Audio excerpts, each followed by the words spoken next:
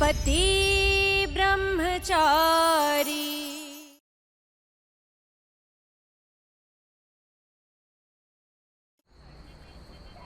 ಸಾಕು ಸಾಕು ಸಾಕು ಸಾಕು. ಅದಕ್ಕೆ ತುಂಬಾ ಸುಸ್ತಾಗಿದೆ. ಸುಸ್ತಾಗಿದ್ದಾಳ? ಏನ್ ಮಾತಾಡ್ತಾ ಇದ್ದೀಯ ನೀನು? ಅವಳು ನೋಡಿದ್ರೆ ಎಷ್ಟು ಫ್ರೆಶ್ ಆಗಿ ಕಾಣ್ತಿದ್ದಾಳೆ. ಕಡಿಮೆ ಅಂದ್ರೂ ಇನ್ನೂ 2 ಅವರ್ ಡ್ಯಾನ್ಸ್ ಮಾಡ್ತಾಳ ಅವಳು. 2 ಇವಳನ್ನ 3 ಗಂಟೆ ಕುಣಿಸ್ಬೇಕು.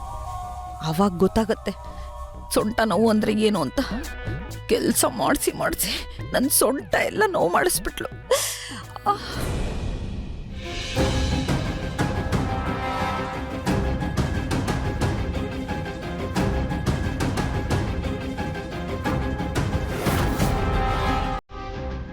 ಮಿಸ್ಟರ್ ಬ್ರಹ್ಮಚಾರಿ, ನೀನು ಎಷ್ಟೇ ಪ್ರಯತ್ನ ಪಟ್ಟರೂ ನಾನು ಅಪ್ಪನ ಹತ್ರ ಹೋಗಲ್ಲ.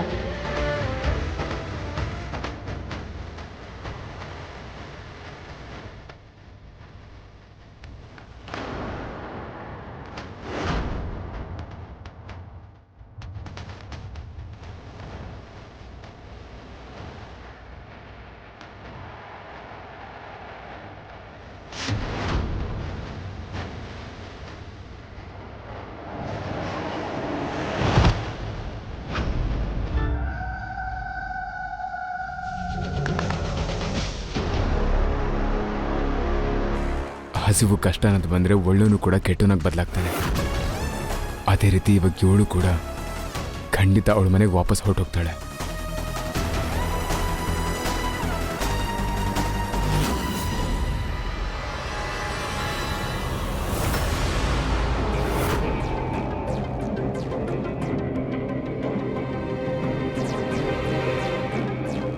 ನಿಮ್ಮೆಲ್ಲರಲ್ಲಿ ನಂದೊಂದು ವಿನಂತಿ, ನೀವೆಲ್ಲ ನಿಮ್ಮ ಮನೆಗಳಿಗೆ ಹೋಗಿ ಪ್ಲೀಸ್.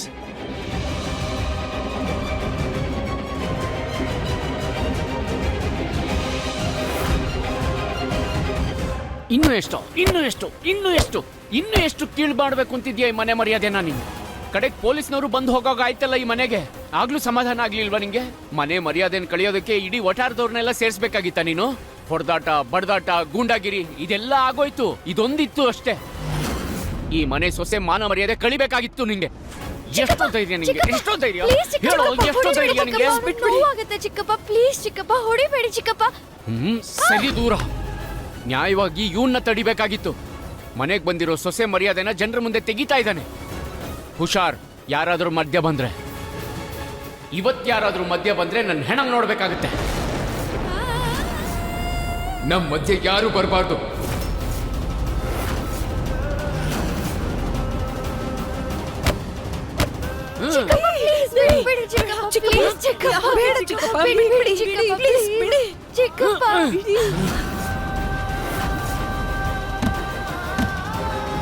ತಪ್ಪಾಗೋಯ್ತು ನನ್ನಿಂದ. ತಪ್ಪಾಗಿ ಸೊಸೆ ಒಬ್ಬಳನ್ನೇ ಮನೇಲಿ ಬಿಟ್ಬಿಟ್ಟೆ. ಅವಳಿ ಮನೆಗೆ ಸೊಸೆಯಾಗಿ ಬಂದಿಲ್ಲ, ಅವಳು ಶಿಕ್ಷೆ ಅನುಭವಿಸ್ತಾ ಇರೋದು. ಒಂದ್ಸಲ ಯಜಮಾನ್ರ ಹತ್ರ ಸಾರಿ ಕೇಳ್ಬಿಟ್ರೆ ಆಮೇಲೆ ಯಜಮಾನ್ರು ಬಂದು ಕರ್ಕೊಂಡು ಹೋಗ್ತಾರೆ. ಈ ಮದುವೆ, ಈ ಕಷ್ಟ ಯಾವುದು ಇರಲ್ಲ ಅವಳಿಗೆ. ನಾನು ಎಷ್ಟೋ ಹೇಳಿದ್ದೀನಿ, ನೀವ್ಯಾರಾದ್ರೂ ಹೇಳಿ ಅರ್ಥ ಮಾಡಿಸಿ ಅವಳಿಗೆ. ದಯವಿಟ್ಟು ಅವಳನ್ನ ಇಲ್ಲಿಂದ ಹೋಗೋದಕ್ಕೆ ಹೇಳಿ. ಅರ್ಥ ನಿನಗೂ ಮಾಡಿಸಿದ್ನಲ್ಲೋ, ಆದ್ರೆ ನೀನು ನನ್ನ ಮಾತು ಕೇಳಲಿಲ್ಲ, ನನ್ನ ಆದರ್ಶಗಳನ್ನು ಪಾಲಿಸ್ತಾ ಇಲ್ವಲ್ಲ. ನಾನು ಹೇಳೋದು ನೀನೇ ಕೇಳಲ್ಲ, ಬೇರೆಯವ್ರು ಕೇಳ್ತಾರಾ?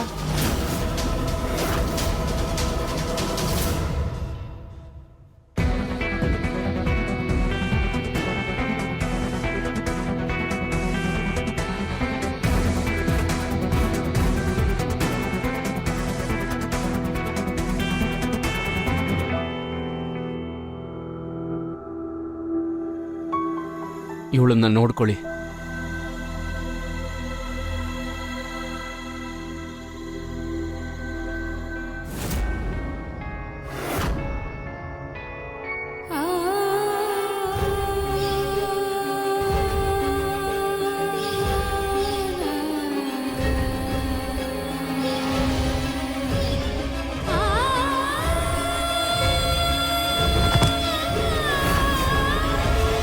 ಅದಕ್ಕೆ ಅಣ್ಣ ನಿಮ್ಗೆ ತುಂಬಾ ನೋವು ಮಾಡ್ಬಿಟ್ಟ ಅಲ್ವಾ? ಬೇರೆ ಯಾರ್ದೋ ಭಾರನ ತನ್ನ ಮೇಲೆ ಹಾಕೊಳ್ಳೋ ಅವಶ್ಯಕತೆ ಇಲ್ಲ ಕಾವ್ಯ.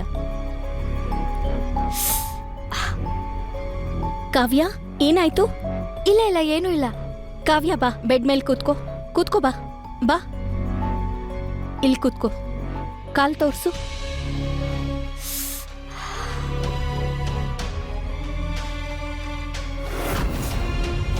ಕಾವ್ಯ, ಇದು ಹೇಗಾಯ್ತು?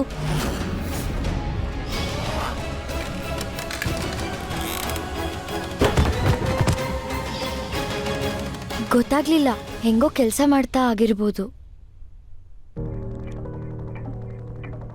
ಅದ್ಕೆ ನಿಮ್ಗೆ ಅನ್ಸ್ತಾ ಇರ್ಬೋದಲ್ವಾ, ಅಣ್ಣ ತುಂಬಾ ದೊಡ್ಡ ಗೂಂಡ, ಅವ್ನ್ ತುಂಬಾ ಕೆಟ್ಟವನು ಅಂತ, ಅಲ್ವಾ? ಹಾ, ಯಾವ ವ್ಯಕ್ತಿಗೆ ಬೇರೆಯವರ ಎಮೋಷನ್ಸ್ ಅರ್ಥ ಆಗಲ್ವೋ ಅವ್ರು ಕೆಟ್ಟವರೇ ಆಗಿರ್ತಾರೆ. ಅದ್ಕೆ ನಮ್ಗೆ ಅಮ್ಮನ ಆಪರೇಷನ್ಗೆ ತುಂಬಾ ದುಡ್ಡು ಬೇಕಾಗಿತ್ತು. ಏನಾದ್ರೂ ಆಪರೇಷನ್ ಆಗಿರ್ಲಿಲ್ಲ ಅಂದ್ರೆ ಅಮ್ಮಂಗೆ ನಡಿಯಕ್ಕೆ ಆಗ್ತಿರ್ಲಿಲ್ಲ. ಅಣ್ಣಂಗೆ ಅವ್ರ ಬ್ರಹ್ಮಚಾರಿ ಆಗಿರೋದ್ ಬಿಟ್ಟು ಇನ್ನೇನು ಮುಖ್ಯನೇ ಇರ್ಲಿಲ್ಲ. ಶಪಥ ಮಾಡಿದ್ರು ಅವರು ಜೀವನ ಪೂರ್ತಿ ಬ್ರಹ್ಮಚಾರಿ ಆಗಿರಕ್ಕೆ. ಆದ್ರೆ ಏನೇ ಆಗಿರ್ಲಿ, ಸೂರಜ್ ಅಣ್ಣಂಗೆ ಅವ್ರ ಮನೆಯವ್ರಿಗಿಂತ ಯಾವ ಶಪಥನೂ ಮುಖ್ಯ ಆಗ್ಲಿಲ್ಲ. ಅಮ್ಮನ ಆಪರೇಷನ್ಗೆ ದುಡ್ಡು ಅರೇಂಜ್ ಆಗ್ತಾನೆ ಇರ್ಲಿಲ್ಲ. ಅವ್ರ ಅಮ್ಮನ ಮೇಲೆ ಎಷ್ಟು ಪ್ರೀತಿ ಇಟ್ಟಿದ್ದಾರೆ ಅಂದ್ರೆ ಅಮ್ಮಂಗೋಸ್ಕರ ಅವ್ರ ಶಪಥನೇ ಲೆಕ್ಕಕ್ಕಿಡ್ದೆ ನಿಮ್ಮನ್ ಮದ್ವೆ ಆಗ್ಬಿಟ್ರು. ಸೂರಜ್ ಅಣ್ಣ ಒಂಥರ ತೆಂಗಿನಕಾಯಿ ಥರ, ಆಚೆಯಿಂದ ತುಂಬಾ ರಫ್ ಸ್ಟ್ರಾಂಗ್ ಆಗಿದ್ದಾರೆ, ಆದ್ರೆ ಒಳಗಿಂದ ತುಂಬಾ ಮೃದು, ಹಾಲಿನ ಕೆನೆ ಥರ. ನಮ್ಮ ಮನೆಯವ್ರ ಮೇಲೆ ಪ್ರಾಣನೇ ಇಟ್ಟಿದ್ದಾರೆ ಅವರು. ಆಶ್ಚರ್ಯ, ಯಾವ ವ್ಯಕ್ತಿ ನನ್ನ ಜೀವನ ಹಾಳು ಮಾಡಿದಾನೋ ಅವನು ಬೇರೆಯವ್ರ ಜೀವನ ಉಳ್ಸಕ್ಕೆ ಇಷ್ಟು ದೊಡ್ಡ ತ್ಯಾಗ ಮಾಡೋದಕ್ಕೆ ಸಾಧ್ಯನಾ? ನಿಜವಾಗ್ಲೂ ಇವನ್ ಮನಸ್ಸಲ್ಲಿ ಮಾನವೀಯತೆ ಅನ್ನೋದು ಕೂಡ ಇದೆಯಾ? ಅದನ್ನ ನಾನು ನಂಬೋದಾ?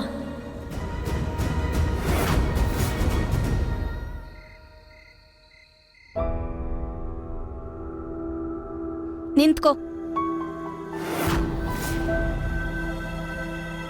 ನಾನು ಗುಲಾಬ್ ಮಹಲ್ಗೆ ಹೋಗೋದಕ್ಕೆ ತಯಾರಿದ್ದೀನಿ.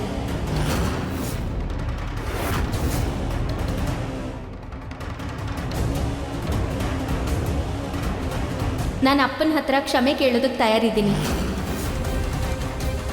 ಏನು ನಿಜವಾಗ್ಲೂ ನೀನು ನಿಮ್ಮ ಮನೆಗೆ ಹೋಗಿ ನಿಮ್ಮ ಅಪ್ಪನ ಹತ್ರ ಸಾರಿ ಕೇಳಕ್ ಹೋಗ್ತಾ ಇದ್ಯಾ? ಹಾ. ಯಾರು ಎಲ್ಲಿಗೆ ಹೋಗ್ತಿರೋದು? ಈ ಮನೆ ಪ್ರಾರಬ್ಧ ಹೋಗ್ತಿದೆ. ನಿಜ ನಿಜ.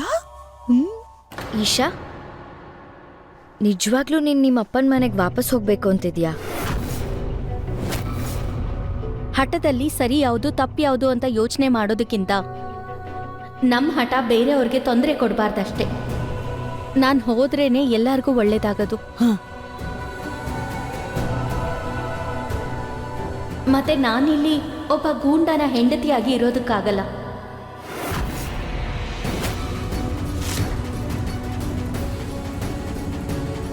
ಈ ನಿನ್ನ ನಿರ್ಧಾರದಲ್ಲಿ ನಾನು ನಿನ್ನ ಜೊತೆ ಇದ್ದೀನಿ.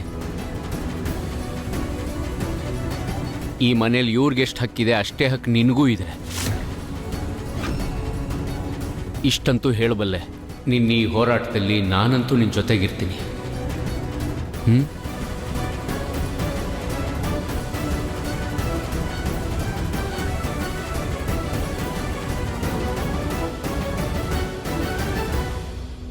ಅಮ್ಮನ ಆಪರೇಷನ್ ಖರ್ಚು ಮತ್ತೆ ಅಣ್ಣನ ಜವಾಬ್ದಾರಿಗಳ ಬಗ್ಗೆ ಹೇಳಿದಕ್ಕೆ ಅದಕ್ಕೆ ಈ ಡಿಸಿಷನ್ ತಗೊಂಡಿದ್ದಾರೆ. ಅದಕ್ಕೆ ಅವ್ರ ಮನೆಗೆ ಹೋಗ್ತಿದ್ದಾರೆ. ಆದರೆ ಅವ್ರ ಮನೆಗೆ ಹೋಗ್ಬಿಟ್ರೆ ನಾನು ಅವ್ರ ಮನೇಲಿ ಕೆಲಸ ಮಾಡ್ತಿದ್ದೀನಿ ಅಂತ ಇವ್ರಿಗೆ ಗೊತ್ತಾಗ್ಬಿಡುತ್ತೆ. ಇಷ್ಟು ಈಸಿಯಾಗಿ ಹೇಗೆ ಒಪ್ಕೊಂಬಿಟ್ಲು? ಒಂದು ವೇಳೆ ಇವಳೇನಾದರೂ ಬೇರೆ ಪ್ಲಾನ್ ಮಾಡ್ಕೊಂಡಿದ್ದಾಳೆ ಹೇಗೆ? ಒಂದು ಮಾತನ್ನ ಚೆನ್ನಾಗಿ ಅರ್ಥ ಮಾಡ್ಕೋ ಈಶಾ, ಇದೇನಾದ್ರೂ ಒಂದು ವೇಳೆ ಹೊಸ ನಾಟಕ ಆಗಿದ್ರೆ, ನಾಟಕನೇ ಆಡ್ಬೇಕು ಅಂತಿದ್ರೆ ಪೊಲೀಸರು ಬಂದಾಗ ಎಲ್ಲ ನಿಜಾನೂ ಹೇಳ್ಬಿಡ್ತಿದ್ದೆ. ಹಾಗಾದ್ರೆ ಇವಳು ನಿಜವಾಗ್ಲೂ ಯಜಮಾನ್ ಹತ್ರ ಸಾರಿ ಕೇಳಕ್ ಹೋಗ್ತಾ ಇದ್ದಾಳೆ. ಒಳ್ಳೇದಾಯ್ತು, ಎಲ್ಲ ಟೆನ್ಷನ್ ಒಂದೇ ಸೆಕೆಂಡಲ್ಲಿ ಮುಗ್ದು ಹೋಗುತ್ತೆ. ಏನು? ಇಲ್ಲ, ಅದು ನೀನು ಹೋಗೋದಕ್ಕೆ ರೆಡಿ ಆಗು.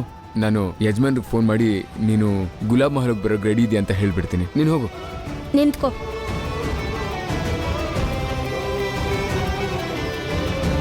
ಇನ್ನೊಂದ್ಸಲ ನನ್ನ ಎದುರಿಗೆ ಈ ರೀತಿ ಬೆರಳು ತೋರಿಸಿ ಮಾತಾಡ್ಬೇಡ, ಗೊತ್ತಾಯ್ತಾ?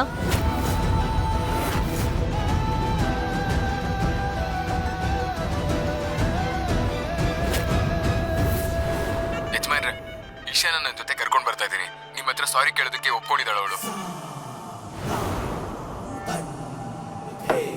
ಈ ಗುಲಾಬ್ ಸಿಂಗ್ ನಿರ್ಧಾರ ಯಾವತ್ತಿಗೂ ತಪ್ಪಾಗೋದಕ್ಕೆ ಸಾಧ್ಯನೇ ಇಲ್ಲ. ನೀನು ಗುಲಾಬ್ ಸಿಂಗ್ ಜೀವನದಲ್ಲಿ ಉರಿತಿರೋ ದೀಪ ಇದ್ದ ಹಾಗೆ. ನೀನ್ ಯಾವತ್ತಿದ್ರೂ ನನಗೆ ಬೆಳಕೆ ತರ್ತೀಯ ಅನ್ನೋದು ನನಗೆ ಗೊತ್ತು ಸೂರಜ್.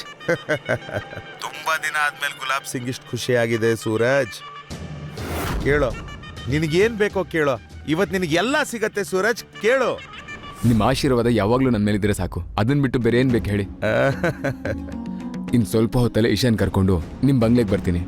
ಇಲ್ಲ, ಇವತ್ತು ಬೇಡ, ನಾಳೆ ಕಳಿಸೋಳನ್ನ. ನಾನು ಕಳಿಸೋ ಬ್ಯಾಂಡ್ ಬಾಜಾ ಜೊತೆ ನಾನು ಕಳಿಸೋ ಪಲ್ಲಕ್ಕಿಯಲ್ಲೇ ಕೂರ್ಸಿ ಕಳಿಸೋಳನ್ನ ಇಲ್ಲಿಗೆ. ಇದು ಜಗತ್ತಲ್ಲೇ ಮೊದಲನೇ ಸಲ ಆಗ್ತಿರೋದು. ಮದುಮಗಳು ಗಂಡನ ಮನೆಯಿಂದ ತವ್ರ ಮನೆಗೆ ಬರ್ತಿರೋದು.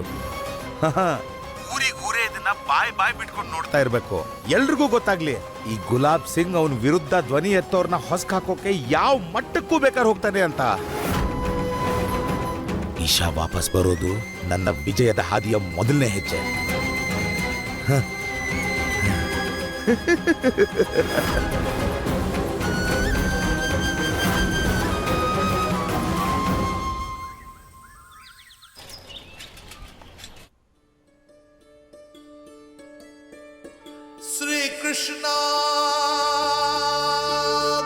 ತಗೋ ಮಗಳೇ, ಈ ಬಾಲಕೃಷ್ಣನ್ನ ನಿನ್ ಜೊತೆಲಿ ಇಟ್ಕೊಂಡು ಹೋಗು. ಇವ್ರ ವಿಶೇಷ ಏನ್ ಗೊತ್ತಾ, ನೀನ್ ಎಂಥ ಕಷ್ಟದಲ್ಲಿದ್ರು ಯಾವ್ದಾದ್ರೂ ಒಂದು ರೂಪದಲ್ಲಿ ಬಂದು ಸಹಾಯ ಮಾಡ್ತಾರೆ. ಇವ್ರನ್ನ ಯಾವಾಗ್ಲೂ ನಿನ್ ಜೊತೆಗೆ ಇಟ್ಕೋ. ಎಂಥ ಕಷ್ಟದಲ್ಲಿದ್ರು ನಿನ್ನ ಕಾಪಾಡ್ತಾರೆ, ನಿನ್ನನ್ನು ಗೆಲ್ಲಿಸ್ತಾರೆ. ನಿನ್ ನೆನಪು ತುಂಬಾ ಬರುತ್ತಮ್ಮ.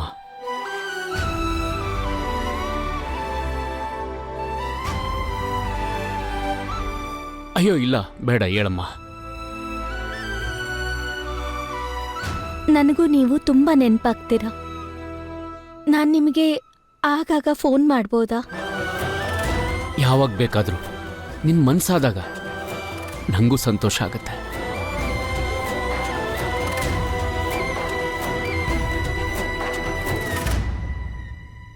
ಭಗವಂತ ನಿನ್ನನ್ನು ಯಾವಾಗಲೂ ಸಂತೋಷವಾಗಿಟ್ಟಿರಲಿ.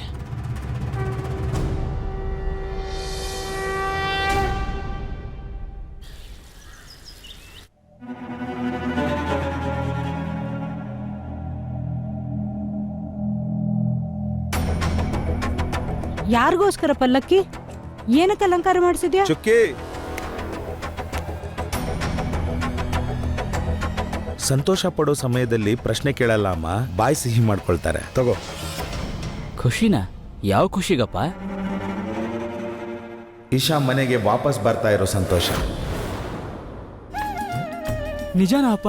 ಇಶಾ ಮನೆಗೆ ಬರ್ತಿದ್ದಾಳ? ಅದ್ಕೆ ಇದಂತೂ ನಿಜವಾಗ್ಲೂ ಖುಷಿ ವಿಚಾರ. ಖುಷಿಯಾದ ವಿಷಯನ? ರಾಮ್ ರಾಮ್ ರಾಮ್ ರಾಮ್ ರಾಮ್. ಯಾವ ಹುಡುಗಿಯಿಂದ ನನ್ನ ಮಗ ಎಷ್ಟು ಕಷ್ಟಪಡ್ತಿದ್ದಾನೋ ಅವಳಿಂದ ಹೆಂಗ್ ಖುಷಿಯಾಗಿರಕ್ಕಾಗತ್ತೆ? ಅಮ್ಮ, ಇಶಾಗೂ ಅರ್ಥ ಆಗಿದೆ, ಅವಳು ಹೋಗಿರೋ ಜಗತ್ತು ಬದುಕೋಕ್ಕೂ ಲಾಯಕ್ಕಿಲ್ಲ, ಸಾಯಕ್ಕೂ ಲಾಯಕ್ಕಿಲ್ಲ ಅಂತ. ಅದಕ್ಕೆ ನನ್ನ ಹತ್ರ ಕ್ಷಮೆ ಕೇಳೋದಕ್ಕೆ ತಯಾರಾಗಿದ್ದಾಳೆ. ಅವಳನ್ನ ಬರ್ಮಾಡ್ಕೊಳ್ಳೋದಕ್ಕೆ ತಾನೇ ನಾನು ಈ ಬ್ಯಾಂಡ್ ಬಾಜಾ ಪಲ್ಲಕ್ಕಿನೆಲ್ಲ ತರಿಸಿರೋದು. ಈಗ ಅವಳು ಪೂರ್ತಿ ಊರೇ ನೋಡೋ ಹಾಗೆ ತಲೆ ತಗ್ಗಿಸ್ಕೊಂಡು ಈ ಪಲ್ಲಕ್ಕಿಯಲ್ಲಿ ಕುತ್ಕೊಂಡು ಈ ಮನೆಗೆ ಬರ್ತಾಳೆ. ನನ್ನ ಮುಂದೆ ತನ್ನ ಮಂಡಿ ಮೇಲೆ ಕೂತ್ಕೊಂಡು ನನ್ನ ಹತ್ರ ಕ್ಷಮೆ ಕೇಳ್ತಾಳೆ. ಆಗ ಈ ಗುಲಾಬ್ ಸಿಂಗ್ ಎಲ್ರ ಮುಂದೆ ದೊಡ್ಡ ಮನುಷ್ಯನ ಥರ ಪೋಸ್ ಕೊಡ್ತಾ ಅವಳನ್ನ ಕ್ಷಮಿಸಿ ಅವಳನ್ನ ತಬ್ಕೋತೀನಿ.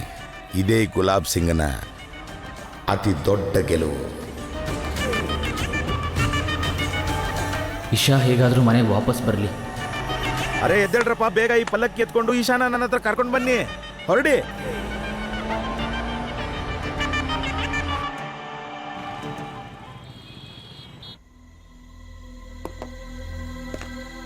ಅಂಕಲ್, ಹಾಸ್ಪಿಟಲ್ನ ಎಲ್ಲ ಫಾರ್ಮಾಲಿಟೀಸ್ ಮುಗ್ದಿದೆ. ನಾವೀಗ ಇವ್ರನ್ನ ಮನೆಗೆ ಕರ್ಕೊಂಡು ಹೋಗ್ಬೋದು. ಒಳ್ಳೇದಾಯ್ತು. ಶ್ರೀಕೃಷ್ಣ, ಈಗಿನ ಕಾಲದಲ್ಲಿ ಒಳ್ಳೆ ಅಳಿಯ ಮತ್ತೆ ಸಂಸ್ಕಾರ ಇರೋಂಥ ಸೊಸೆ ಸಿಗೋದು ತುಂಬಾನೇ ಕಷ್ಟ. ಮತ್ತ ನನ್ನ ಕೃಷ್ಣನ್ ದಯೆಯಿಂದ ನನಗಿಬ್ರು ಚಿನ್ನದಂತವರೇ ಸಿಕ್ಕಿದ್ದಾರೆ, ಸಾಕು. ಆದ್ರೆ ಆ ನಮ್ ದೊಡ್ಡ ಸೊಸೆ ಮೋನಿಕಾಗೆ ಸ್ವಲ್ಪ ಒಳ್ಳೆ ಬುದ್ಧಿ ಇದ್ದಿದ್ರೆ ಸಾಕಾಗ್ತಿತ್ತು. ಏನಮ್ಮ, ಎಲ್ಲ ಎತ್ತಿಟ್ಕೊಂಡ್ಯಾ? ಹಾ, ಇದನ್ನು ಅದರಲ್ಲಿ ಇಟ್ಬಿಡಮ್ಮ. ಹೊರಡೋಣ ಅದ್ಕೆ? ಅಯ್ಯೋ, ನಮ್ ಸೂರಜ್ ಮದ್ವೆ ಆಗ್ತಿದೆ ಅಂತ ಗೊತ್ತಿದ್ದಿದ್ರೆ ನಾನು ಅವತ್ತೇ ಮನೆಗೆ ಹೊರಟ್ಬಿಡ್ತಿದ್ದೆ ಗೊತ್ತಾ. ಅಯ್ಯೋ, ನನ್ನ ಹೊಸ ಸೊಸೆ ನೋಡಕ್ಕೆ ನಾನು ಎಷ್ಟು ಖುಷಿಯಾಗಿದ್ದೀನಿ ಗೊತ್ತಾ. ಇವಾಗ ಅವಳೊಬ್ಳೇ ಇರೋದಲ್ವಾ, ನನ್ನ ಸೇವೆ ಮಾಡೋಕ್ಕೆ, ನನ್ನ ಕೈ ಕಾಲು ಒತ್ತಕ್ಕೆಲ್ಲ ನನ್ನನ್ನು ಚೆನ್ನಾಗಿ ನೋಡ್ಕೊಳ್ತಾಳೆ. ನನಗೆ ಟೈಮಿಗೆ ಕರೆಕ್ಟಾಗಿ ಮಾತ್ರೆಗಳು ಕೊಡ್ತಾಳೆ, ನನ್ನ ತಲೆಗೆ ಎಣ್ಣೆ ಹಚ್ಚಿ ಮಸಾಜ್ ಮಾಡ್ತಾಳೆ, ಕೈ ಕಾಲು ಒತ್ತುತ್ತಾಳೆ. ಸಾಕು, ಇದೇ ತಾನೇ ಅದೃಷ್ಟ ಅಂದರೆ. ಒಳ್ಳೆ ಸೊಸೆ ಮನೆಗೆ ಬರೋದು. ಇಷ್ಟವಾದ ಸೊಸೆ. ಇನ್ನೇನು ಮತ್ತೆ, ಅವಳು ನನಗಿಷ್ಟ ಆಗಿರೋ ಸೊಸೆನೆ. ತುಂಬಾ ವಟ ವಟ ಅಂತ ಮಾತಾಡ್ತಾಳೆ, ಇಲ್ಲ ಅಂತ ಹೇಳಿಲ್ಲ. ಆದ್ರೆ ಅವಳ ಮನ್ಸು ತುಂಬಾ ಒಳ್ಳೇದು. ಸಣ್ಣೋಳಿದ್ದಾಗಿಂದ ನೋಡಿದೀನಿ. ಇವಳೊಬ್ಳೇ ಇರೋದು ನಮ್ ಸೂರಜ್ ಮನ್ಸನ್ನ ಅರ್ಥ ಮಾಡ್ಕೊಂಡಿರೋದು.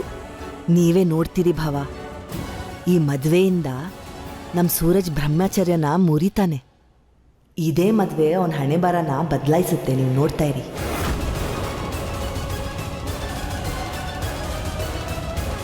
ಹೇಗೆ ಹೇಳಲಿ ಅದಕ್ಕೆ, ಸೊಸೆಯಿಂದ ಇಷ್ಟೆಲ್ಲ ಎಕ್ಸ್ಪೆಕ್ಟ್ ಮಾಡ್ತಿದ್ದಾರೆ. ಆ ಸೊಸೆ ಎಲ್ಲ ಬಿಟ್ಟು ಮನೆಯಿಂದ ಹೊರಟು ಹೋದ್ಲು ಅಂತ.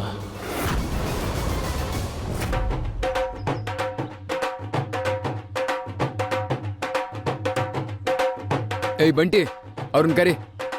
ನಿಂತ್ಕೊಳ್ರಿ, ಎಲ್ಲ ಹೋಗ್ತಾ ಇದ್ದೀರಾ? ಇಡಿ ಇಲ್ಲಿಡಿ.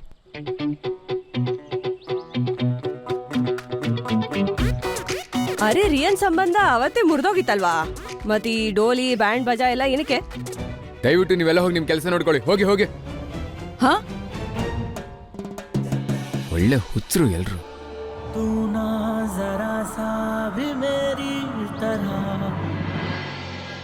ಫೈನಲಿ ಇವತ್ತು ಇಶಾ ಅತ್ತಿಗೆ ಮನೆಗೆ ಹೋಗ್ತಿದ್ದಾಳೆ. ಇವತ್ತು ತುಂಬಾ ಖುಷಿಯಾಗಿರ್ಬೋದಲ್ಲ? ಎಷ್ಟು ಖುಷಿ ಆಗ್ತಿದೆ ಅಂದ್ರೆ ನನ್ಗಂತೂ ಇವತ್ತು ಈ ಬಿಲ್ಡಿಂಗ್ ಅಲ್ಲಿರೋರ್ಗೆಲ್ಲ ಚೆನ್ನಾಗಿ ಸಕ್ಕರೆ ಹಾಕಿ ಚೆನ್ನಾಗಿ ಟೀ ಮಾಡ್ಕೊಂಡೋಣ ಅನಿಸ್ತಿದೆ. ಆದ್ರೆ ಇವಳಿಂದ ಎಷ್ಟು ಖರ್ಚಾಯ್ತಲ್ವಾ, ಇವಳಿಗೋಸ್ಕರ ₹1 ಖರ್ಚು ಮಾಡೋಕ್ಕೂ ಇಷ್ಟ ಆಗ್ತಿಲ್ಲ. ನಾನಂತೂ ಏನ್ ಯೋಚನೆ ಮಾಡ್ತಿದ್ದೀನಂದ್ರೆ ಈ ಪೂರ್ತಿ ಲೆಕ್ಕನ ಹೇಗ್ ಚುತ್ತಾ ಮಾಡೋದು ಅಂತ.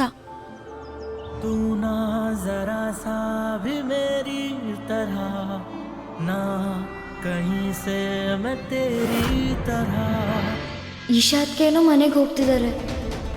ಆದ್ರೆ ನಾನು ಇನ್ಮೇಲೆ ಹೇಗೆ ಕೆಲ್ಸಕ್ಕೆ ಹೋಗ್ಲಿ?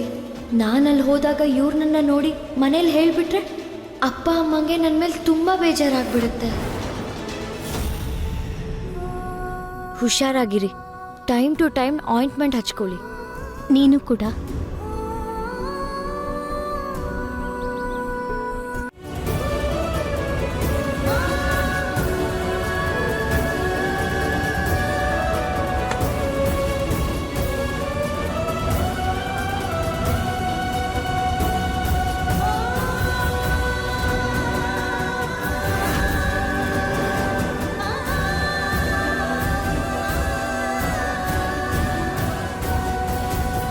ಈಶಾ ಹೋಗ್ತಾಳೆ, ಸರಳ ಆಂಟಿ ಬರ್ತಾರೆ, ಮತ್ತೆ ಸೂರಜ್ ಯಾವತ್ತಿದ್ರು ನನ್ನ ಅವನೇ ಇನ್ಮೇಲೆ.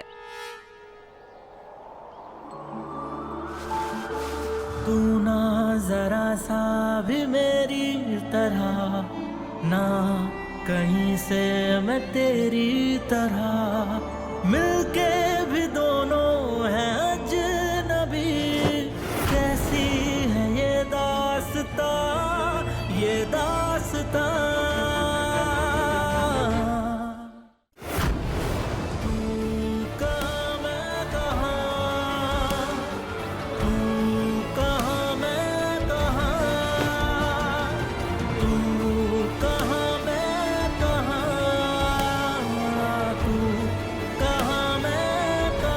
Thank you and sorry. ನನ್ನ ಅರ್ಥ ಮಾಡ್ಕೊಂಡಿದ್ದಕ್ಕೆ ಥ್ಯಾಂಕ್ಸ್. ನಿನ್ನ ಮನ್ಸಿಗೆ ನೋವು ಕೊಟ್ಟಿದ್ದಕ್ಕೆ ಮತ್ತೆ ಕೊಟ್ಟ ಎಲ್ಲ ಹಿಂಸೆಗಳಿಗೂ ನನಗೆ ಕ್ಷಮಿಸ್ಬಿಡು. ನಾನು ನಿನಗೆ ಸಾರಿ ಕೇಳಬೇಕು. ಯಾಕೆಂದರೆ ನಾನು ಇಲ್ಲಿಂದ ಹೊರಟ ಮೇಲೆ ನಿನ್ನ ಕಷ್ಟಗಳು ಕಡಿಮೆ ಆಗಲ್ಲ, ಜಾಸ್ತಿ ಆಗತ್ತೆ. ಬಿಡೋದಕ್ಕೆ ಬರ್ತಿಲ್ವಾ? ಇಲ್ಲ, ನೀನು ಒಂಟಿಯಾಗಿ ಹೋಗ್ಬೇಕಂತಾನೆ ಯಜಮಾನ್ರು ಆಸೆ ಪಡ್ತಿರೋದು.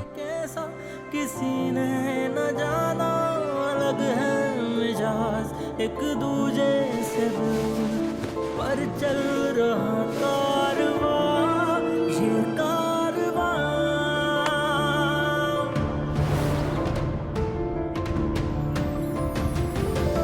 तू कहाँ मैं कहाँ, तू ಸೂರಜಣ್ಣ ಕಂಗ್ರ್ಯಾಚುಲೇಷನ್ಸ್. ಹೆಂಗೋ ತಪ್ಪಿಸ್ಕೊಂಡ್ರಿ. ದೇವ್ ಥರ ಅಂಟ್ಕೊಂಡೇ ಇದ್ಲು ನಿಮ್ನ. ಇಲ್ಲ ಇಲ್ಲ ಸಾರಿ.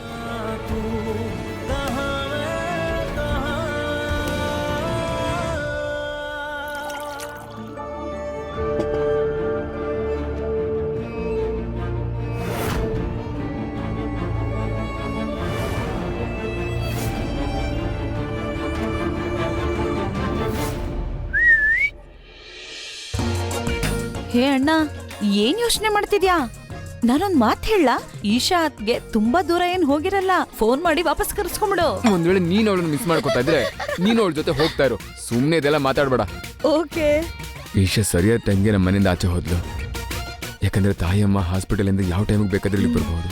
ಅವ್ರ ರೂಮ್ಗೆ ಹೋಗಿ ಅವ್ರ ಬೆಡ್ ಎಲ್ಲ ಕ್ಲೀನ್ ಮಾಡ್ಬಿಟ್ಟು ಇಲ್ಲಿ ಬಂದು ಬಾಯಿಗೆ ಬಂದಾಗ ಮಾತಾಡ್ತಾ ಇದ್ಯಾ.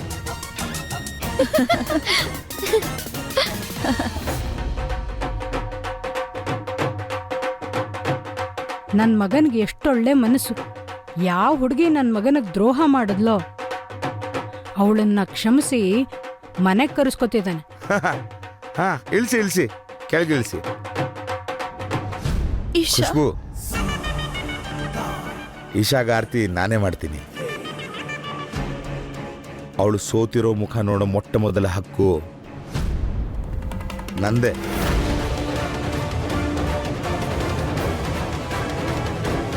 ಈಶಾ, ಏ ಈಶಾ, ಆಯ್ತು, ಪಲ್ಲಕ್ಕಿಯಿಂದ ಹೊರಗಡೆ ಬಾ, ಬೇಗ ಬಾ. ನೀನು ಮಾಡಿರೋ ಪ್ರತಿ ತಪ್ಪು, ಪ್ರತಿ ಹುಡುಗಾಟನೂ ಈ ಗುಲಾಬ್ ಸಿಂಗ್ ಕ್ಷಮಿಸ್ಬಿಟ್ಟಿದ್ದಾನೆ. ಬಾ, ಹೊರಗಡೆ ಬಾ ಮಗಳೇ. ಈಶಾ, ಈಶಾ, ಈಶಾ, ಈಶಾ.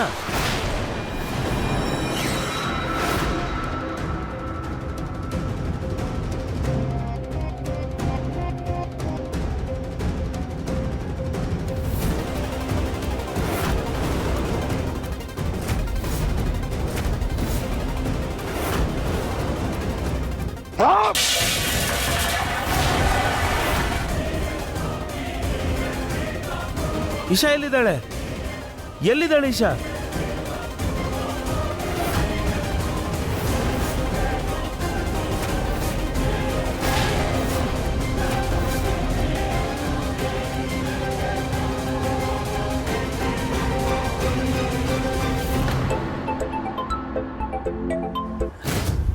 ಯಜಮಾನ್ರೆ ಹೇಳಿ.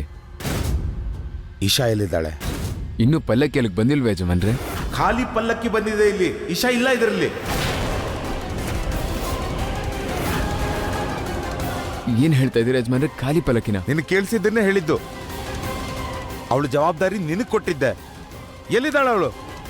ಈ ಸೂರಜ್ ಇರೋವರೆಗೂ ನೀವು ಯಾವುದಕ್ಕೂ ಚಿಂತೆ ಮಾಡೋ ಅವಶ್ಯಕತೆನೇ ಇಲ್ಲ. ಅವಳು ಎಲ್ಲೇ ಇದ್ರು ಅವಳನ್ನ ಹುಡುಕಿ ನಿಮ್ಮ ಹತ್ರ ಕರ್ಕೊಂಡು ಬರೋ ಜವಾಬ್ದಾರಿ ನಮ್ದು. ನಂಬಿಕೆ ಇಡಿ ನನ್ನ ಮೇಲೆ. ನೀನು ಬದುಕಬೇಕು ಅಂದರೆ ಸೂರಜ್, ಅವಳನ್ನ ಆದಷ್ಟು ಬೇಗ ನನ್ನ ಕಣ್ಣೆದುರಿಗೆ ತಂದು ನಿಲ್ಲಿಸಲೇಬೇಕು. ಅವಳೊಂದು ವೇಳೆ ಸಿಗ್ಲಿಲ್ಲ ಅಂದ್ರೆ ನಿನ್ನ ಆದಷ್ಟು ಬೇಗ ಸಿಗ್ತಾಳೆ. ಬೇಗ ಹುಡ್ಕೋ.